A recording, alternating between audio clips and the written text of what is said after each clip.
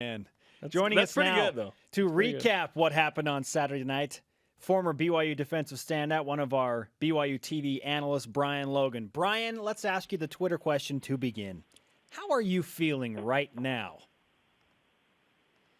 I actually feel good. I think I got most of my frustrations out yesterday on Twitter when I tweeted the most I've ever tweeted in my life all day. Okay. So I apologize for the ranting, but I am good now. I got everything off my chest. I was probably a little bit more personal than I needed to be, but I thought it was good to kind of just to share some of the behind the scenes things that players go through and coaches go through, and how we view as players, how we view Coach Mendenhall. So I think it was good. I'm good now. I'm good to go, and excited for this upcoming game. Well, let's get back to the boiling, Brian. No, I'm just kidding. BYU gave up 42.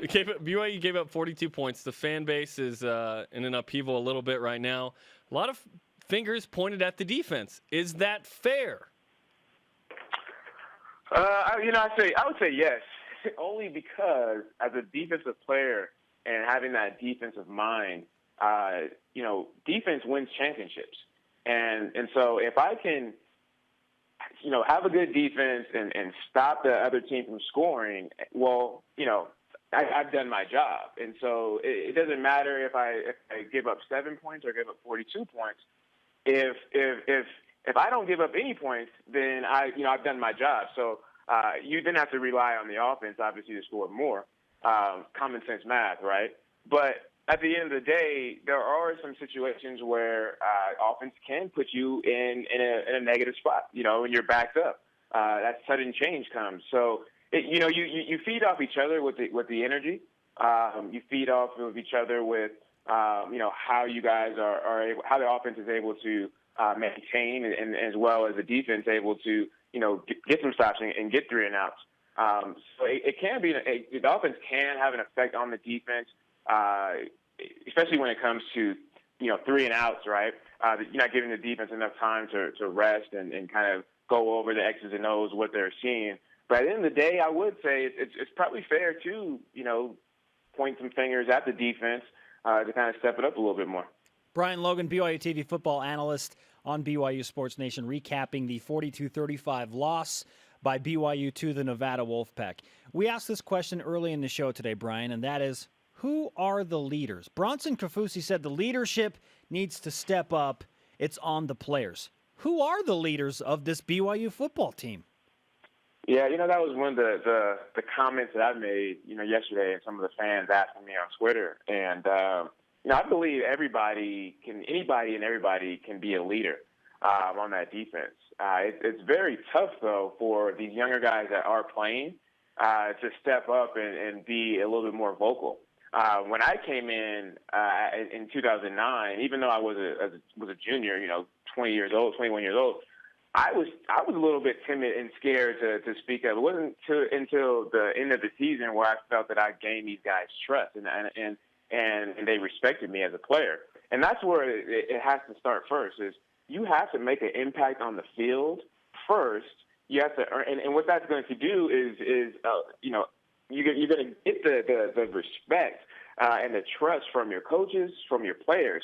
And so when you do speak up vocally and in the fourth quarter when it's 2 minutes left and you have to stop a drive, the players are going to listen to you. They're going to give you the microphone and say, yeah, pump us up, give us a speech, and then they're going to rally behind him and then, hopefully make a play and get off the field to win the game. But it has to start first. And so you look at guys like, Fred Warner, Sione Takitaki. You look at guys like Rob Daniel. I mean, Rob Daniel is a veteran, right? You can say that he has experience. Second-year starter. He's older. Coming from a JC, probably 22 years old. So guys he's so like that. Old. that's actually young for a senior at Brigham. Yeah, it's very young. I was 22 and I had sophomores that were older than me, man. I was like, this is crazy. Kurt Henderson's 26. Wow. Yeah. See, I'm 26 right now. So I mean, you got to have those type of guys step up. And so if the younger guys can make more plays, and earn that respect from the coaches and from the players, then that's how a leader is born. You can't. It's hard to do it the other way around, man. You can't sit there and pick your nose, make one play here, and then get burnt for a touchdown, and then try to yell and say, "Come on, guys!" I'll be like, "Shut up, man! Sit down! Stop giving up touchdowns. They're not looking at you first." That's exactly right, and I think that with no Alani Fua, a limited Dallin Levitt, no Craig Bills, Bronson Kafusi is trying, but is not, I think, doing at the level that he wants to himself. I don't know where those leaders are necessarily. So let's ask you this: where does the BYU defense get better this week against Boise State? I mean, these last couple of games has always been it's been the secondary, right? You look at the yards per game that they're giving up, and it's really good. But through the air, it's not that good. So the secondary, in my mind, has to step up that much more. You're almost getting to the point where you want to try to keep a team under 10 yards a catch. If that means the DBs, the corners got to suck up a little bit more, and instead of aligning at 8 to 10 yards, maybe you align at 5 to 6 yards. That will stop some of the shorter routes, shorter catches. And then obviously with tackling, right? With the philosophy and the mindset of Coach Mendenhall, Coach Howard, how this defense should be executed, it's lining yourself up at 10 yards, make the offense throw a 5-yard hitch route or a snap, but then you're coming up and making the tackle, so there is no yards after the catch. You're keeping them in front, and so now you're making it a manageable third and short or third and medium, which is going to help you get off the field. So, I think these corners, specifically have to be more aggressive in what they're doing. I think they've done a great job so far as far as their eyes, right? They cleaned that up. Now you can check that box. Now you have to go to the next step, which is being more aggressive, not allowing yards after the catch by shoring up the tackle, and then I think they're in a good situation, manageable third and short to get off the field.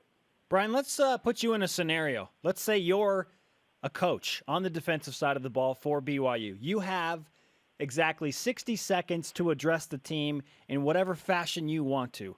What is your message to the BYU defense in 60 seconds or less? Well, I need to know the situation. Is it pregame? Is it before we're stepping Before on the field? Boise State, right now, before Boise State, as you are starting practice today, what is your message to the BYU defense? My message is this. I'm going to say, look, guys, there's a lot of chatter around the community and probably maybe amongst ourselves that we're not doing a great job. And to tell you the truth, we're not. And we need to step our game up. We can't rely on the offense to score more points than what we give up. Defense wins championships.